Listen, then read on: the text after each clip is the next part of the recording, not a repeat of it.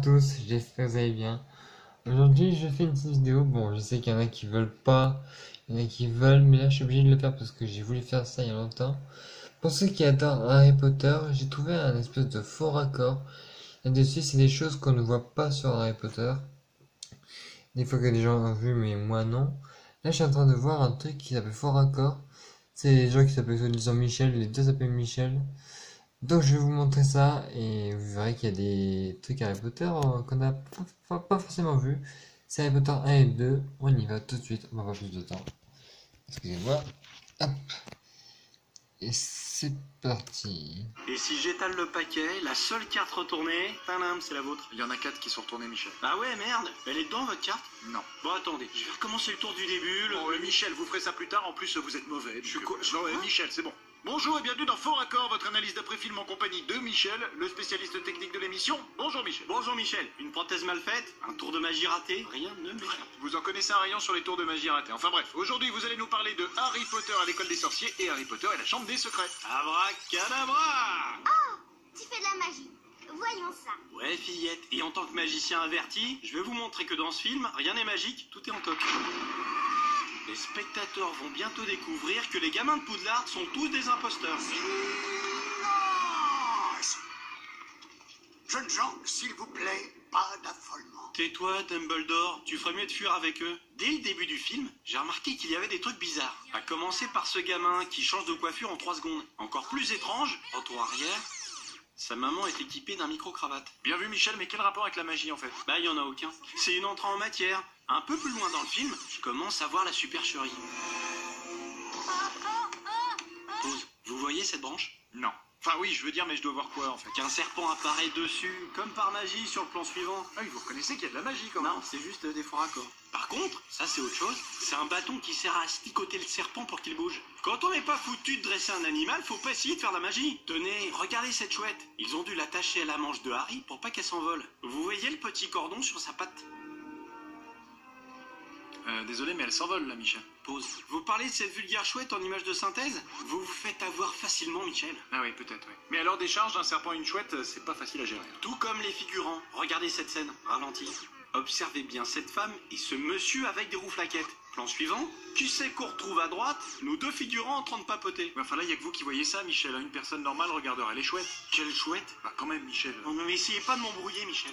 On a la même chose dans le deuxième film, mais en pire. Vous les voyez les deux là? Plan suivant. Elles ont fait un bond de 3 mètres dans l'intervalle et finissent de passer. Nouvelle prouesse. Saut périlleux arrière. On les retrouve entre les comédiens. Quelques plans après, au cas où on les aurait pas vus, elles refont un tour.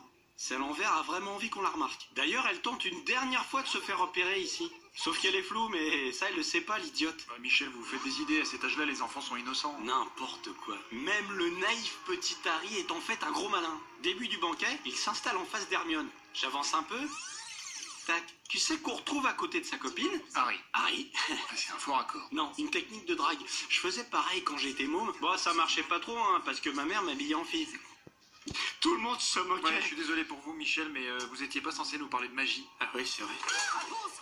Bah vous voyez les bougies volantes un peu partout? Je vais vous expliquer les ficelles de ce tour. Et en parlant de ficelles, je suis balèze pour les transitions.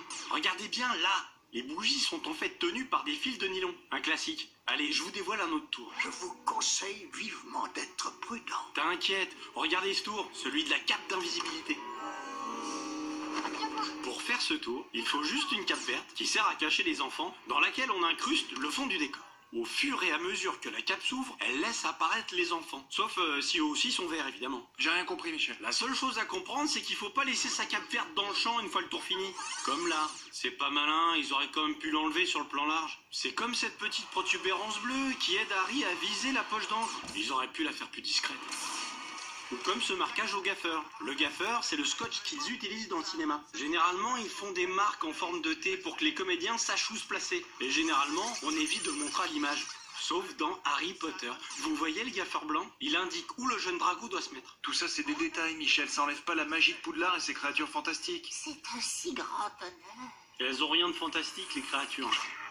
Vous voyez ça, c'est un cognard, une bestiole hyper vénère qu'on est obligé d'enfermer. Il est censé y en avoir dans la malle là. Sauf que si la malle bouge, c'est grâce au petit vérin qui est en dessous. On me la fait pas, moi. Enfin, si vous avez que ça, y a pas de quoi s'affoler. Hein. Mais l'émission n'est pas terminée, Michel. Les autres créatures sont tout aussi bidons. Bien, dans ce cas, prouvez-le. J'y compte bien. Regardez cet enfant, vous trouvez pas qu'il a de grandes oreilles? C'est pas sympa de se moquer là, Michel. Hein. Vous voulez qu'on parle de vos vêtements de fille? Mais c'est pas ça que je parle. De ça que je parle. Ouais, enfin bref. Il a des prothèses qui servent à réaliser cet effet d'étirement des oreilles. Sauf que quand les bestioles le lâchent, bah y a comme un problème, non? En même temps, après avoir été suspendu par les oreilles, ça doit être normal qu'elle reste déformée. Michel, dans la vraie vie, ça aurait arraché tous les cartilages avant même qu'il ait décollé du sol. Et il aurait pissé le sang, le gosse, j'en sais quelque chose, pendant l'été 88. Moi, par Mais bon, exemple... voilà, Michel, pas encore une de vos histoires. En plus, vous deviez parler de magie et là, vous changez encore de sujet. Ça va, je vais vous en donner de la magie, moi. Rictus Sempra. Je connais des formules magiques, moi aussi. Camera manus visibilis. Et ça, c'est la formule du rond jaune. Merci, au revoir. Enfin, ça arrive quand on tourne avec plusieurs caméras. Ouais, peut-être, mais ils auraient très bien pu remplacer le caméraman par un enfant. Comme ça. Voilà, ça c'est de la magie, on y voit que du feu. Faudrait qu'ils m'appellent à Hollywood, je leur apprends, moi. Ouais, si vous le dites. Bon, en tout cas, merci Michel, et à dans 2 semaines pour un nouveau fort accord. Et j'aurais du lourd, du très très lourd. Je suis en train de bosser sur un tour, là. Mon assistant est attaché sous l'eau avec 27 cadenas. Je dois le sauver avant qu'il s'étouffe. Et j'ai une camisole de force et aucune clé.